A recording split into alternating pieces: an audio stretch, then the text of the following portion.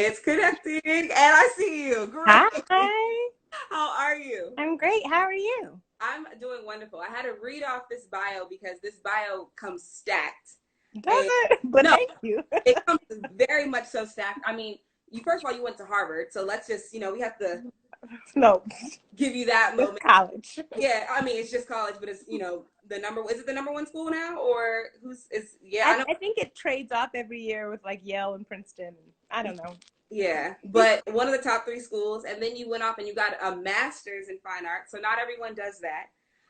So your journey, I think, is very, very unique. And then you're coming in here now, and everyone absolutely loves you because you're starring on a whole bunch of shows. You're starring on Twenties, which has become one of my favorite shows. Oh, thanks for watching.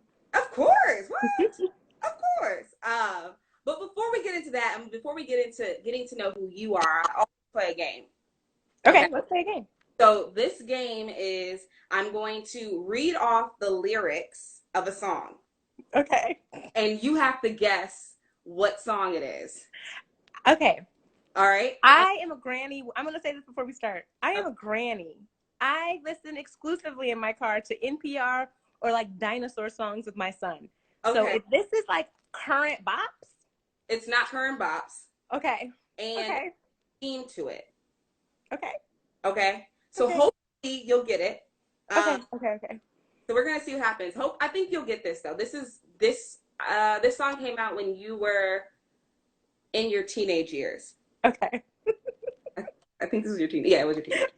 Okay. I'm reading with my regular voice, so you have to try to you have to guess it. All right. Okay. But you have the beautiful audience that is here, and everyone that has tuned in to Meet the People Live knows about this game, and they should be able to help you.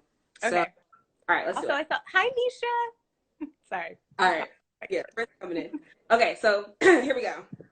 You're here. I'm pleased. I really dig your company, your style, your smile, your peace, your peace mentality. Lord, have mercy on me. I was blind and now I can see what a king's supposed to be. Baby, I feel free. You know it? Just got. Okay. Let's take a long walk, or what's it called? Is it called a walk? A long walk around the block. After that, find a spot. Okay. I got it. Yay! All right, you got that one. Good job. All right, and here's this next one. I'm going to test this out right quick on y'all. Now, keep in mind, I'm an artist, and I'm sensitive about my... So y'all be nice about it, all right? Sisters, how y'all feel? I feel like I have to... Brothers, y'all all right? Let me see how y'all knows that you're on. I want to talk about this career, this resume that I said was stacked beforehand. Because, a lot of actors, they move off to LA and they go with the $5 in their pocket and they go out and they chase their dreams, right? Yeah. And your journey was different. You went to Harvard University, you got a degree in African American Studies, and then you went off and got your MFA at the American Conservatory. Am I saying it right? Right? American Conservatory Theater, yeah. And from there, you did all this knowing that you wanted to be a star. You knew you wanted to act. But how do you think educational experience impacted your career as an actress? Well, I think that I knew going into college from high school that, yes, I wanted to be an actor as my job and my career, but that the fame part, the TV part, the movie part was less important. That I really was wanting to train for theater, and that was what I hoped to be my bread and butter. And then I hoped to also do some film and TV, but I know that to be a theater actor, which is crazy because you're going to make so much less money, but the training is so much more important and therefore more expensive. So I also knew I wanted to get real MFA training in theater.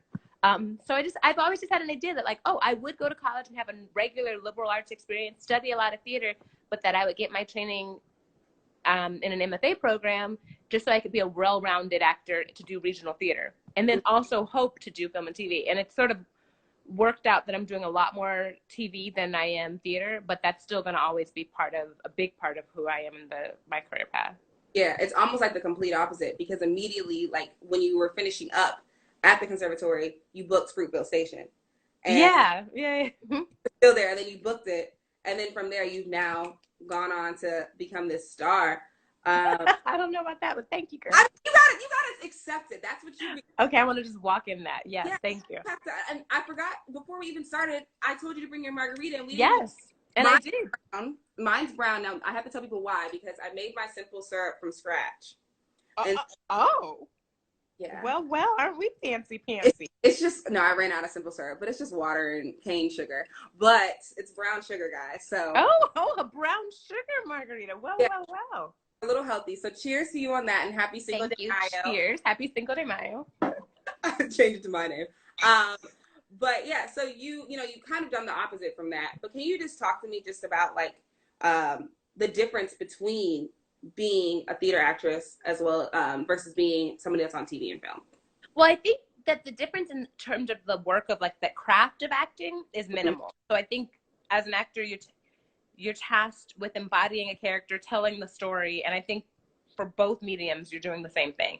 I think the sort of the technical aspects are different. So like when you're on stage, the point is to be able to affect and get not only effect, but also like your voice needs to project to the person in the third balcony, and there might be 1,000 people in the house. But when you're on TV, the audience is literally right here, and it's the camera.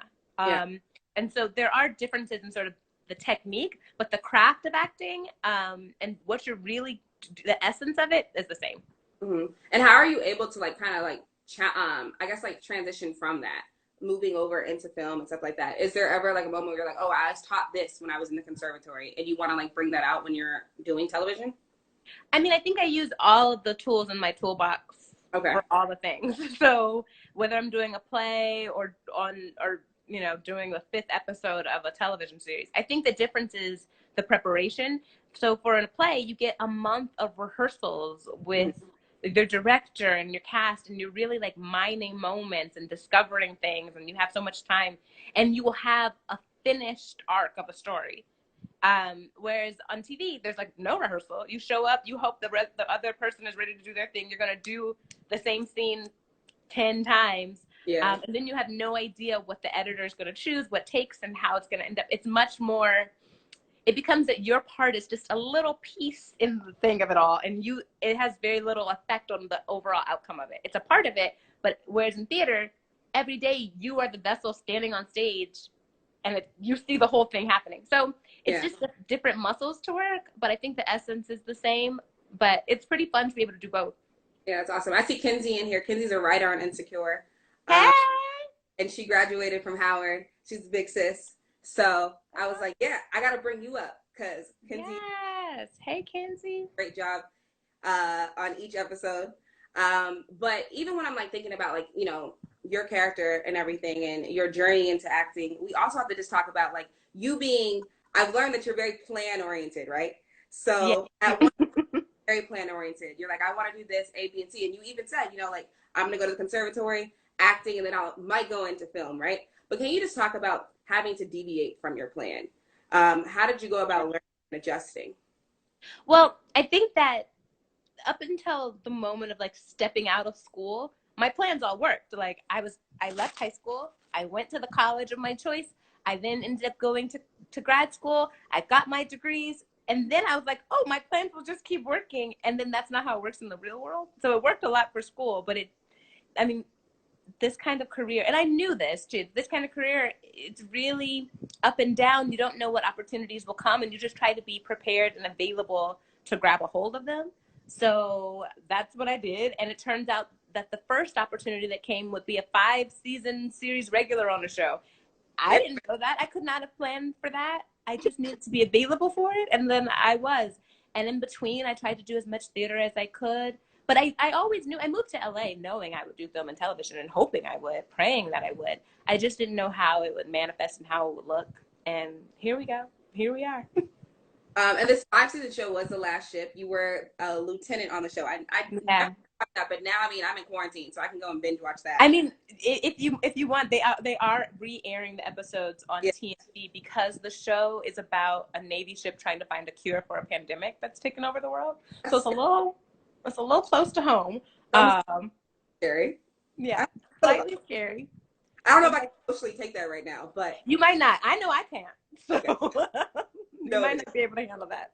But I found out that there was a prayer that you had when you got off this series? There was a certain prayer that you prayed that you almost manifested, right? Well, kind of, yeah. So my husband asked me when the last trip was over, and I just had a baby and I was trying to figure out what was next. And he said, so what do you want to do next? And, I did a nice little show, got a few checks. That's great. But I'm still not at the point where I'm offer only. I auditioned for all of my work. I was like, Brian, what are you asking me? I don't get to choose what I'm going to do next. I'm going to do whatever I'm offered next. Yeah. And so, but I was like, he was like, no, but if you could choose, what would you want? And I was like, I would love to do a half-hour comedy with Black women about Black women on cable. And so when I got the guest role on Insecure, those first couple episodes in season 3, I was like, Lord, you did it. Thank you, Jesus. This is it. And I had no idea that not only would that turn into a recurring role the next season, but that 20s, which is also fits the bill exactly what happened. I mean, to the T. It was, sometimes I'm like, Lord, am I your favorite?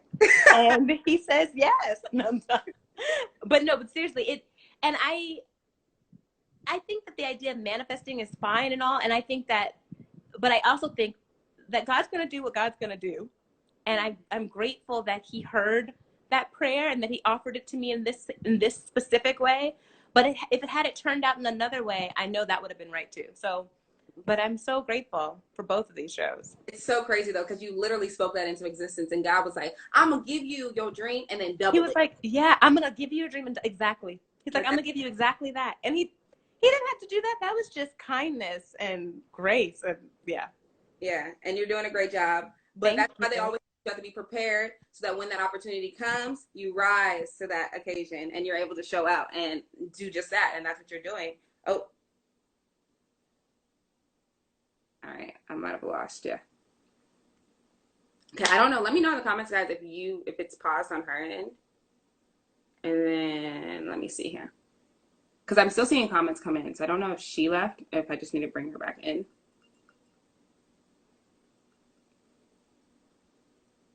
Let's see here. I'm still seeing her in. And if you still see me. Oh, no. Okay, yeah. So it said she left. So I'm going to bring her back in.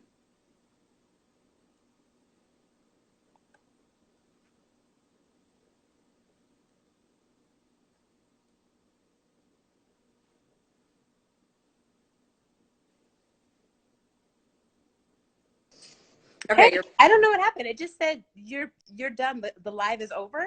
And then I was like, I was like, what happened? I just got kicked out. Do you want something that's very interesting? And people that watch my lives can attest to this. But whenever we talk about like manifestation and like prayers and like God bringing you out of, it's like almost like the devil tries to come in. The enemy better back up. I don't know. Back. I rebuke that. We don't like that, but it's done that to me like 3 times. So that's so funny. That's so interesting. We're gonna still talk about the goodness that he's done to your life. Yes, listen. Doubling up that has happened to me numerous times though. I'm just starting to like wonder. But we gonna know devil's a liar and we rebuke it. Yes. Yes. Yes, you guys. Absolutely. But yeah, so I just have to also just talk about, because there's been a rise in black content on television, right? Yeah. Even in some of the articles that I read about 20s, some people have the comments where they're like, oh, well, why does it have to be another Black show? Like, they're just trying to just show this off or whatever. And people always have the negative things that they have to say about our shows and what we talk about, right? But do you think it's enough just for a show to emphasize Blackness, or is it just enough for a show just to have straight Black leads? Do you think that a show should emphasize Blackness in Black culture? Oh, well, I think that I'm in the market for all kinds of shows. So I want shows that emphasize Black culture and show it, but I want shows that have diverse casts that show full-fledged Black characters in a way that doesn't seem stereotypical or like they're just in support of the white people on the show. So I'm down for stories that totally are only about the Black experience. And I'm also down for ones that are about all kinds of people's experiences, but that have characters living out their truth and their full Blackness on them. So I'll take it all.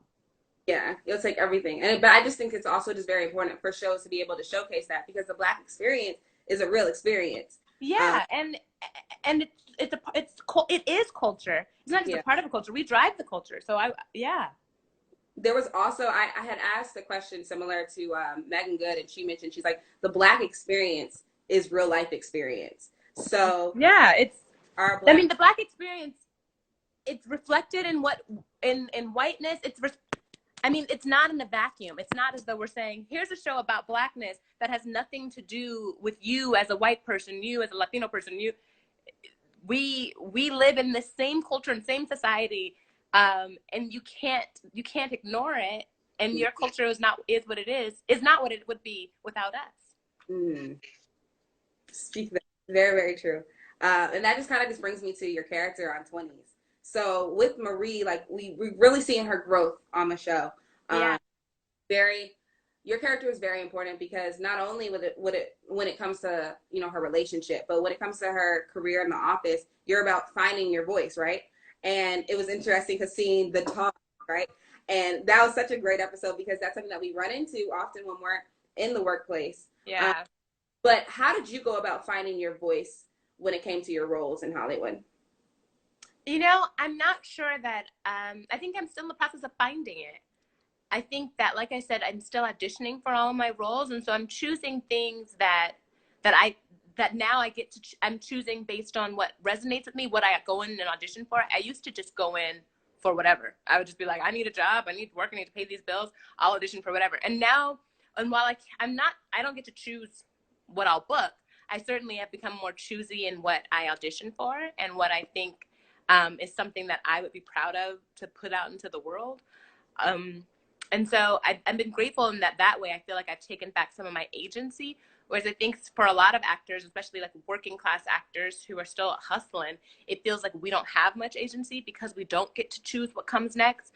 But I think being choosy about what you audition for and what energy you bring to the room and who you are when you're on set is how you find your voice. Because yeah, most of the time we're reading other people's words and embodying another person's creativity, but we get to bring our full selves to it. And we certainly get to bring our full selves anytime we're on a set, anytime we're in an audition room.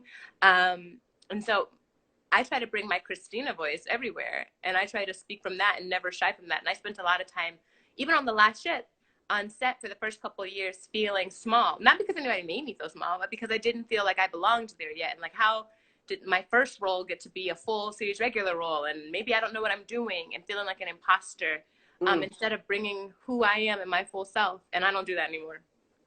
That's very important. I always talk about that imposter syndrome because that's so, you know, oftentimes we can kind of psych ourselves out from opportunities because we feel like, all right, do I deserve this just yet? You know, like, graduated and I booked this. Is this my time right now? But it's almost about being able to tap into it and know that you've prepared for this and you're going to go and, like you said, bring Christina to every role. So I think that's very important. And it kind of goes both ways too, because I think there's also feeling like I do deserve this. I've got this because I am the greatest, or feeling like this ain't nothing. This is not enough for me. I'm supposed to be doing bigger and better and more. And I think all of those are, I mean, I think neither is worse than the other. Feeling like an imposter or feeling like you're too good are both really negative, and they don't allow you to really stand in it, to stand in what is. So that's what we just got to go back to the one thing, which is trusting God, because happy medium, because that is something that, like, I mean, especially as Black women, those are just two things that we often just go through when it comes to, like, you know, these characters. Like, I know I'm good for this role, but why haven't I got it? Or versus when you do get it, we're also like, how do I, like, is this too soon? Is this too early? Finding that balance. I think that's very important. And that also just makes me think of, like, you're on this show called Twenties, where a lot of people that are 20-somethings are watching it. So I'm watching, my friends are tuning in. What advice, I know we kind of already talked about it, balance and finding that balance, but in this age of social media where we're often comparing ourselves to other people and comparing ourselves to other people's journeys, what advice do you give to those that are early in their 20s? I would say only you can do your job well. So you can't do somebody else's job well. You can't do their assignment. You can't walk in their purpose. You can walk in yours. And so you can spend a lot of time shying away from it, being scared of it, or you can feel a lot of time wishing like it was somebody else's. But then you're off the path. So I would say spend so much time pursuing God that you are right in the pocket. And then don't be afraid to take risks and fail. I feel like I spent so much of my 20s trying to stick to this plan and being afraid of failing and afraid of trying something new. And I wasted so much time. I wasted time on things I could have been pursuing and that I could have failed at, and what I would have learned from the failure, or I could have succeeded at, and what I would have gotten from the success. And I will never know. And failure, I mean, it's weird for me listening to that now, because I'm like, Christina, I don't know if I want to fail. I don't know if I want to. I know it's not fun it's not fun when you're in it, but later, when that failure helps lead to the success, when that failure is the stepping stone for the next thing, it's so exciting. I mean, it makes it worth it. But I mean, you know, you're over here preaching to me now, because like I said, I'm in my 20s and I'm watching this. I'm like, failure. It's failure. Yeah. Oh, I see my auntie, my cousin Janet. Hey, and JoJo's in here. Hey, JoJo. Rip up that list. Yes, that was something that was talked about on Mike Todd's sermon. He's talking about ripping up that list. And so it's funny that you bring that on. But yeah, see how God works. Other people are coming in here saying that, and that's very true. Failure is a very interesting thing when it comes to your 20s. And it's so interesting to be able to talk to people about that, because they often say that, you know, when we're in the midst of our battle. And I think oftentimes as women, we're always like, okay, I need to get to A, B, and C. This needs to happen next, right? And when you have that failure, it's like, all right, I'm trying to trust God, but it's hard. I also feel like I spent a lot of time doing what I was good at only, and feeling like, oh, I'll just keep doing what I'm good at because I know what it is, and I'm really good at pretending to be good at something. So I never really had to risk anything. But there's so much more that even now that I have to remind myself, things that I want to do that I'm still scared of. Yeah, don't get too comfortable with anything. Yeah, and I can convince myself too that like, oh, it's not what God wants me to do. That's why I'm not doing it. And God didn't say that. He said, stop blaming me. Stop blaming him. He said, I never told you you can't do that. That's your own fear. So quick to blame God when we're over here having our own fears coming. Yeah, I'll be like, you know what? Well, if God really wanted me to do it, he would have this, that, and the other all set up. He never said that. Oh. That's very true. Okay, I'm noting all of this. When I'm beating myself up about God and some of the things that he's doing. But we got to switch over to Insecure. Before we get into that, I found something else that you manifested. And I don't know if you've realized, but is it true? You wrote a note to yourself as a kid saying that you wanted to be like Felicia Rashad, right? Right? Yeah. Her is named Condola, right? And Issa revealed that Condola Rashad, right? And so, no, you're not Felicia Rashad. God already made her, so you couldn't be like her. But Condola has come about, and now, isn't that crazy? No, it is. Wow. It's pretty crazy. It's pretty crazy too, because I think that what Lisa said is true, that the role does feel a little bit like Claire Huxtable-ish. It feels like she's not playing that character, but she's a woman who has her stuff together, and she's the adult in the room, and she's ready. And so it does feel like a little bit like I've manifested that a bit, and I'm grateful because I'll walk in that legacy anytime. Yeah, but I just thought about that, and I was like, when I was like listening to that, I was like, wow, she's manifesting a lot of things, and let me go think about some of my manifestations because they turned out real good for you. The thing is, though, that's the other thing. I wrote that letter in 5th grade. I don't know what's coming. You know what I mean? And I needed to just keep going. I don't know what's coming. God did that. When you were in high school? What'd you say? You got a letter when you were in high school? Yeah, so I wrote it to myself. My 5th grade self wrote it. And then my 5th grade teacher mailed it to us when we turned 18. That's crazy. And now, years later, you're now Condola. Just a couple years later. So 5th grade self is speaking facts. But I have to ask. Oh, I love these comments. People are like, Niall, you did your research, and you sure did. I'm the feds. I did get a degree in this, you know. Thanks, you were guys. ready. Appreciate y'all. But we also have to talk about, because I was very upset. I was like, where was Condola this episode, right? So I was like, so I have to ask, is Condola ghosting Issa? Is there no news concerning a relationship not being a relationship anymore? Are you the reason Schoolboy Q canceled? Oh, they trying to put everything on Condola now. You know, I don't. We'll just have to wait and see, won't we? Things are getting tricky. It seemed like smooth sailing those first few episodes. Like they could all work this thing out, and then Thanksgiving was rough for everybody. You know. Yeah, we just gonna have to see. Oh, we have to see. I was like, she pulling a Nathan? Is she ghosting her? I don't know if you texted back. I don't know. Yeah. We're gonna just have to pray on it. I really hope not. But I was like, very interesting how, I don't know where Condola went. So I have to say that. But then also I think it's very funny with this show is the Twitter names that have come from it. The Twitter names for Condola at once are like my favorite thing ever because they're hilarious and the creativity. But also I love me some Condola. So I need y'all to say her name. It's a beautiful name. She's a beautiful woman. If y'all don't stop calling her Corinthians and conditioner and condolences. Credenza. Somebody said control. You like Drake. That's Controlla. Not Controlla. People or Consuela. Condoleezza. Yeah, Condoleezza. I just saw that. But you know what? The creativity I'm here for. I am here for that. What has been your favorite reaction on Twitter from someone? Let's see. Someone called me Walmart Tessa Thompson, and while that was shade, I'm like, oh, y'all think I look like Tessa? I'll take it.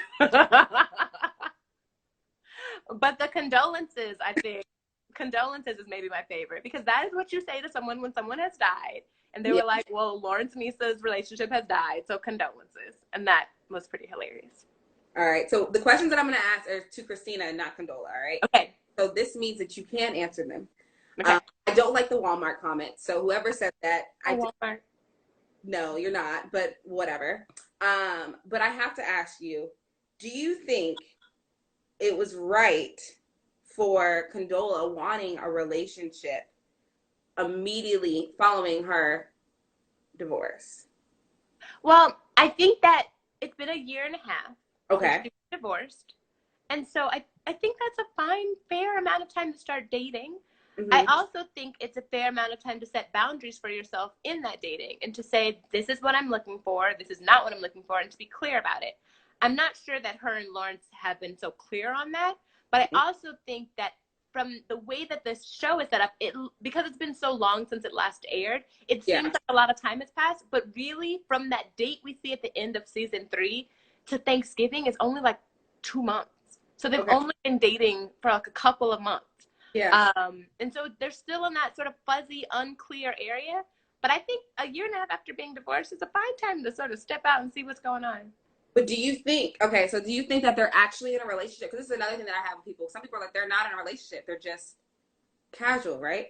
Do you think she's giving off casual vibes, or do you think she's giving off relationship vibes? I think that they both have not discussed it. I think that's the problem. I think that they were dating and they were casually dating and it's turning more serious, which I think would be fine with both of them, but I think they have not figured out what the language for that is. They're not saying that we're exclusive yet, and they're not saying that you're my boyfriend. And so I think that's the problem, is that they haven't defined it yet. Okay. And so that's why there's room for someone like Drunk Nikki to come in and like say something, because she don't know what she's talking about, first of all, and also they haven't really defined the terms. Yeah, Drunk Nikki was a mess. But so funny. I definitely related. My best friend was like, "Oh, you're Drunk Nikki." I was like, "Okay, well, thanks, guys." Not you, be Drunk Nikki. But you know what? I live for Robin Thede, so I stand a Drunk Nikki. I think she did a great job. You know, I think the conversation needs to be had, and sometimes a Drunk Nikki is needed in order for this conversation to happen. Because it's a very important question. You said, "Would you still be with Issa if?" No, I don't like these comments coming in here, but would you still? You really are Drunk Nikki. Would you still be with Issa if she didn't cheat on you? And that was a question that wouldn't have happened if there wasn't a Drunk Nikki. I also think that's just a question that he doesn't know the answer to. Yeah. So I think when he said, when it's quiet, I think it's because he truly does not know. Yeah, it's very true. I mean, but I think it was a needed conversation. And so now we're wondering, because you decided to not come on this next episode. Oh. We're like, okay, so what's going on with her? Is she the reason why Schoolboy Q? So your character has now become a villain. Just saying. Oh, no. And people come in here, leave Issa's man alone. Ah! Listen, as a fan of the show, more than anything, I want to see Lawrence and Issa together forever. But I also, I like having a job, so let's keep it messy.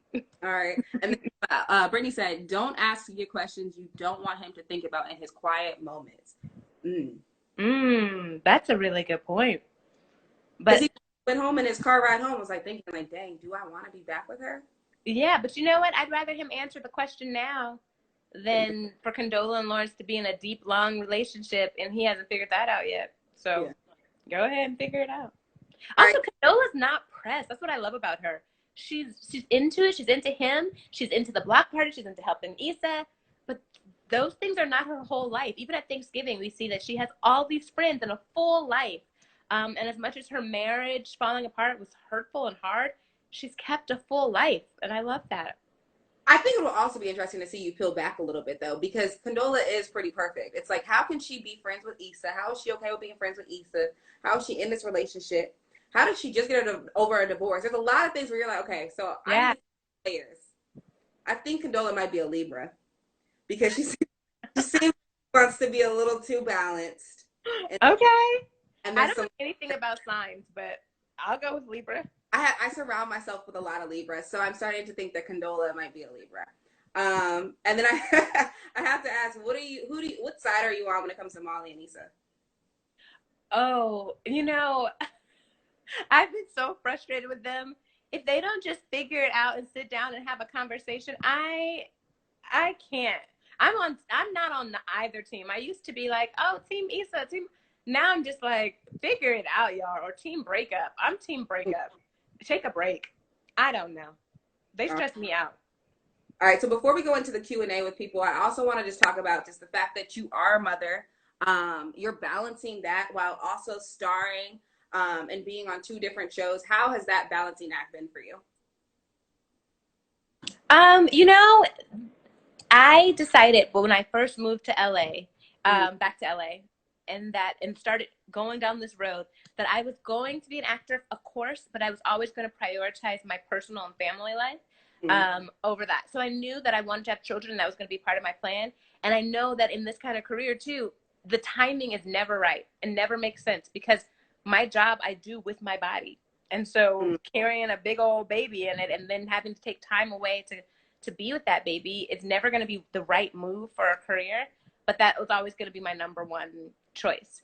And so it happened when it happened, and it was at the end of the last ship, and we were shooting 2 seasons at once, and it's a stunt show, and I have a big old belly and all these things, and it was tough, but it was worth it. And then I was nursing and breastfeeding in a trailer, and it was tough, but it was worth it.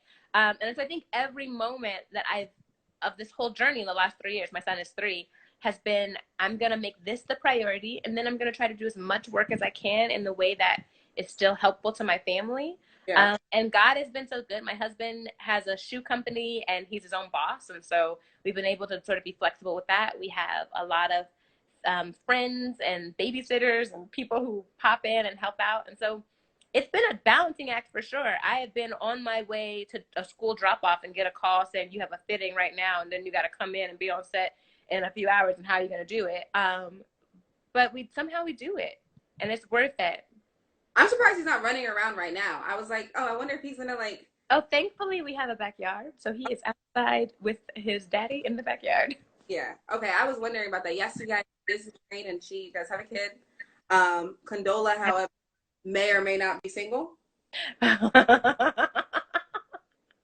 All right. I was trying to get there, get somewhere with that. Somebody also said Academy Award winning actress. Look at that. Oh, that's very kind. Speak that. I'll take it. Write that letter to yourself in 6th grade.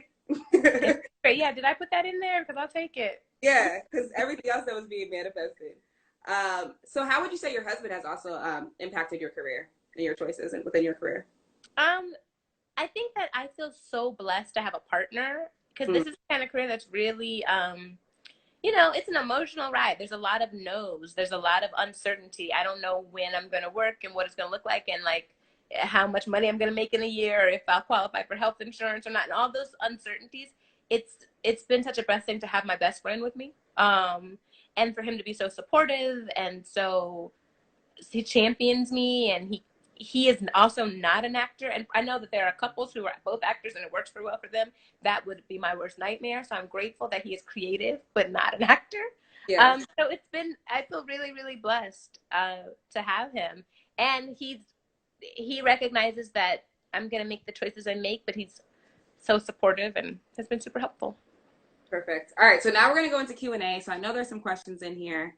Okay.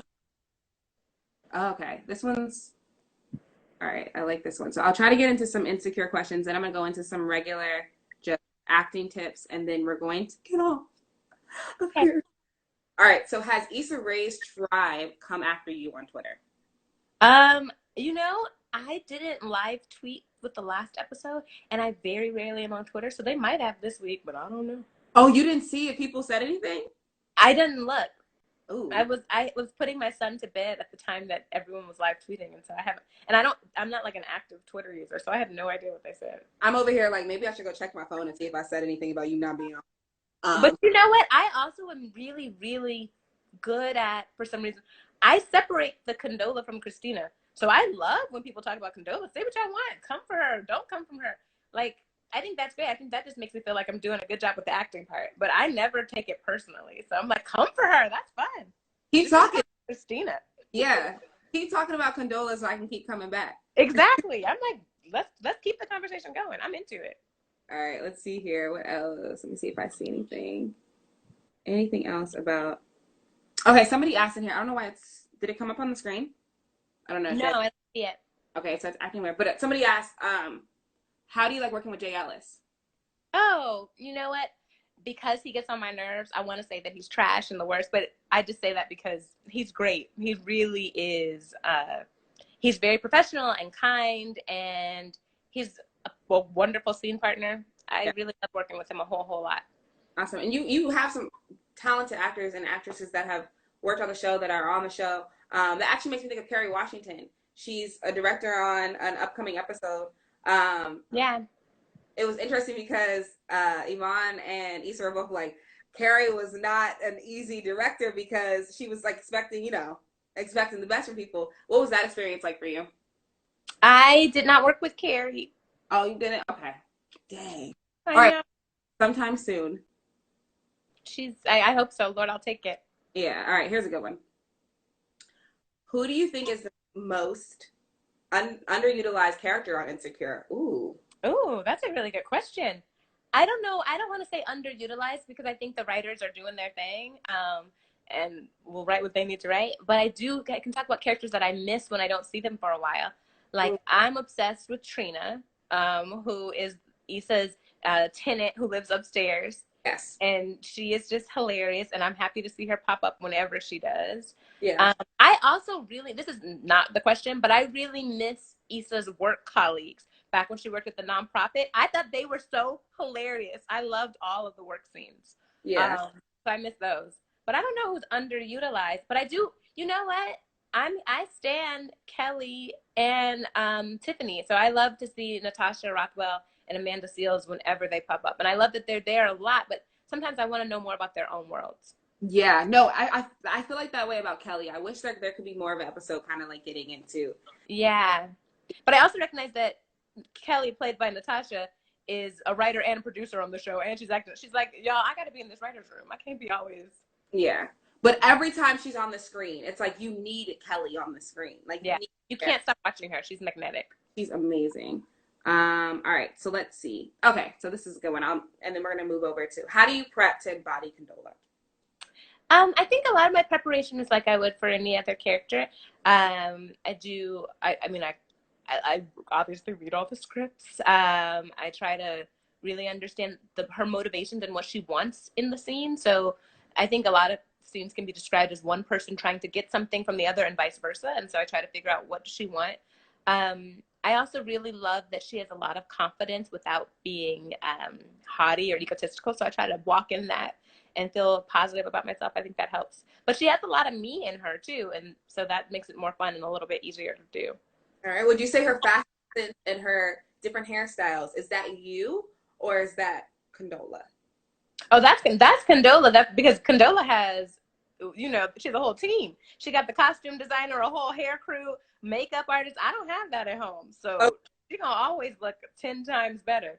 That's Condola. But I would listen if I had Condola's wardrobe or half the money it takes to get that wardrobe. Listen, I truly enjoy her outfits, and I truly enjoy the. All right, and so this is a good one right here. Now we're gonna switch over to you as a person. How do you feel about mentors? And are you accepting mentees?